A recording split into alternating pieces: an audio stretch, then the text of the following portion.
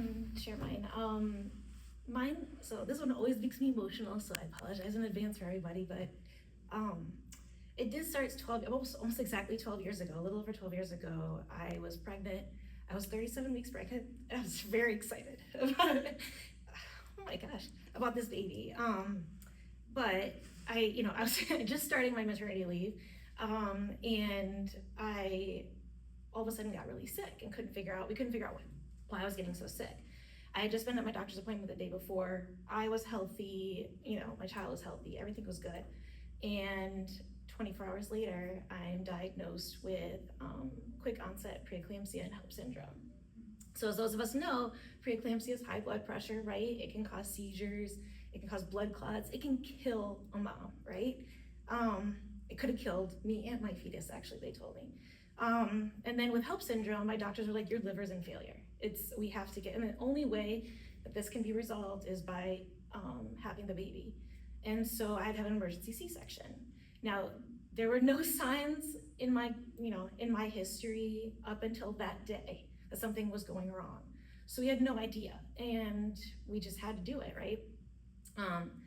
The day after I had my baby, my midwife comes into my office, my room, and she says, if you'd been in the middle of nowhere, you would be dead. And I start crying. My husband's holding my baby. He's crying. We're just like, oh my gosh, like this could have been really bad. We were very fortunate, but it took really knowledgeable medical professionals who had access to any kind of care that I needed in that moment. And we were very fortunate. Like we just got lucky all around.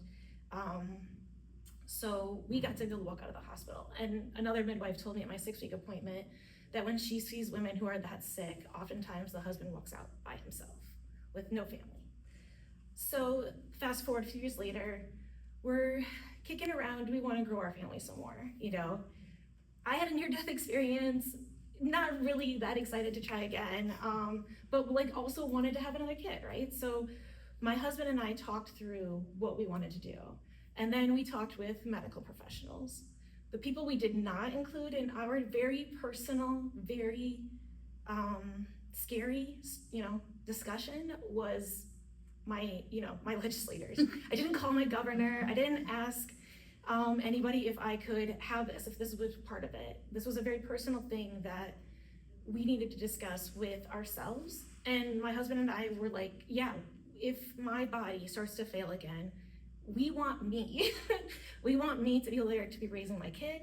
We want me to be there to live and be a partner to somebody who we love each other very much. And like you said, it was a discussion with us. It wasn't a discussion that needed to go beyond my house or beyond my doctor's office.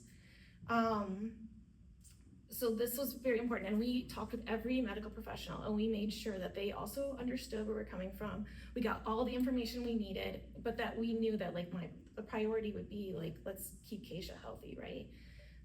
That gave me the freedom because I had that choice, because I have that option available to me at the time. And where I live, I still do, but that gave me freedom to be able to grow my family, because I knew that if things went bad again, I have a safety net. I can be able still to survive and live and be there for my son. And, we went through a very good pregnancy, very healthy pregnancy, and I have another baby. And I wouldn't have had that without that freedom. And so I think it's really important that we continue to fight for those rights, because a lot of women don't have that luck that I had, and are fortunate to have people who are able to act, medical professionals able to act as they need to act. And that's why I think it's important to share the story. And my kids also now, they're old enough, they think it's important that I also share this story.